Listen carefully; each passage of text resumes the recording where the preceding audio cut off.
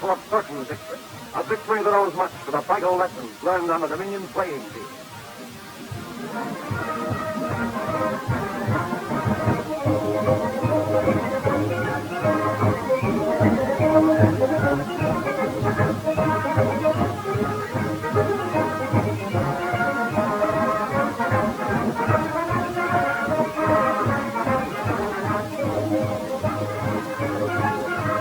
The daughters of Canada train for special duty.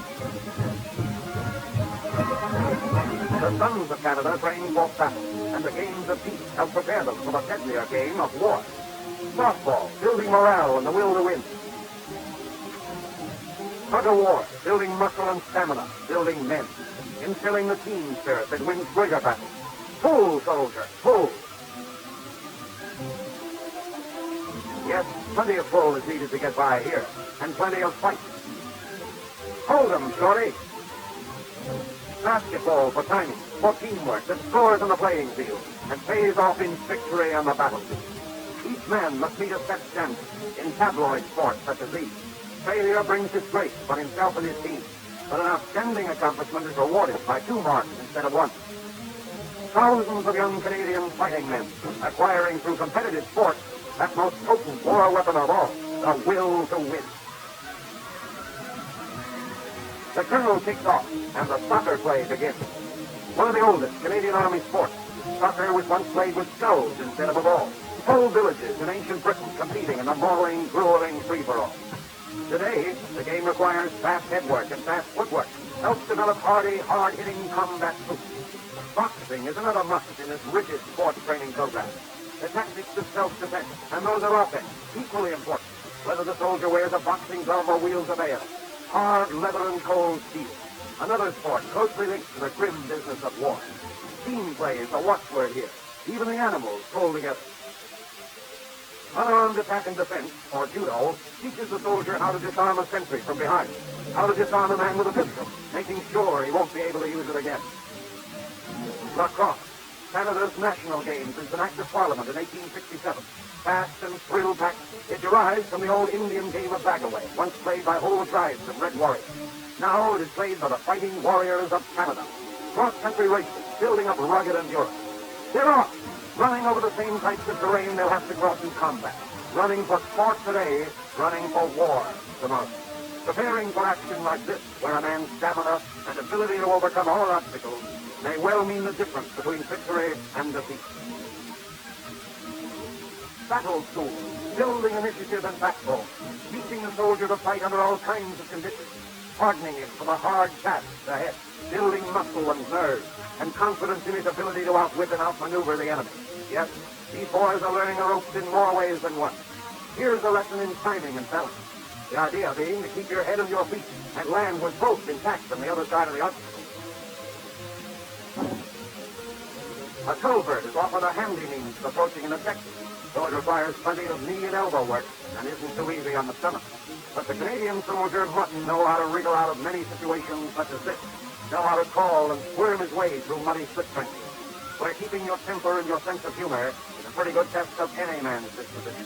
Yes, it's a sticky business. And this boy's gutless. Oh, brother, just let me sleep. And does an outdoor shower feel good after the tough, grimy lessons learned in battle school? But if the mud comes off easily, the benefit of the training remains. Water sports, normally enjoyed as a pastime, are an important part of the regular program here, and for a very good reason. In an emergency, soldiers must be able to swim streams or lakes. Thus again, sports pay off in this school for war. There's a real knack to it when you're carrying a rifle and light pack, but these men have become masters of the technique and soon reach their objective.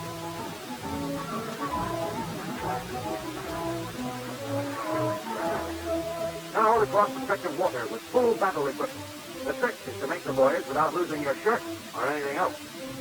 Packs are quickly converted into small watertight rafts, capable of transporting rifles, rations, and other essential equipment. It's time to embark. Time to test the seaworthiness of this miniature convoy of cargo carriers. The water's plenty cold, too. But that's another thing a soldier learns to expect. Yes, it's a good way to keep cool under fire, but an even better way to keep your powder dry.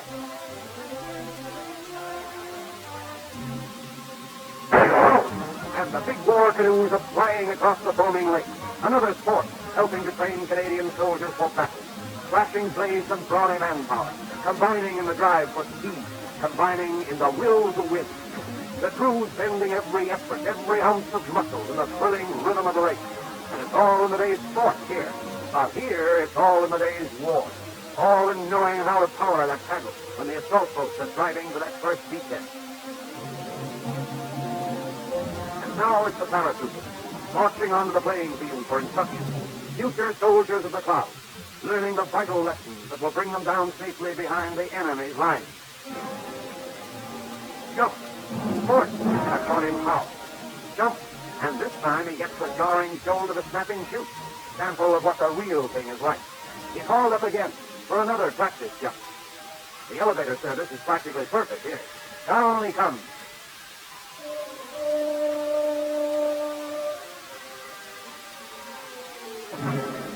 Now for his first free jump.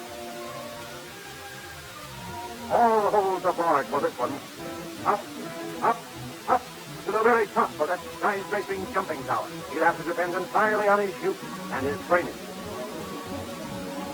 Ready, jump, and there he goes, swinging free of the soaring tower and descending gracefully toward good old Mother Earth. It looks like a happy landing. Oh well, he'll learn, and he does. This time from a troop chariot.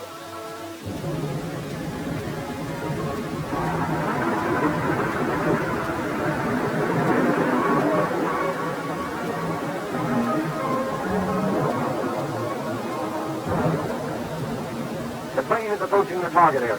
The radio operator relays the orders from the ground, and the parachute snaps and drops into the sky. The airborne troops, utilizing their training in sport, in their training for battle.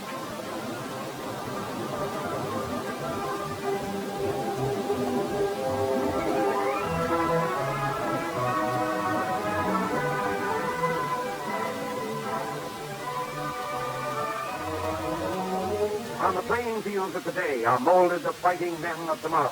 The games of peace have become the games of war. Yes, Canada is marching triumphantly toward victory. A victory that owes much to the vital lessons learned in the friendly fraternity of sport.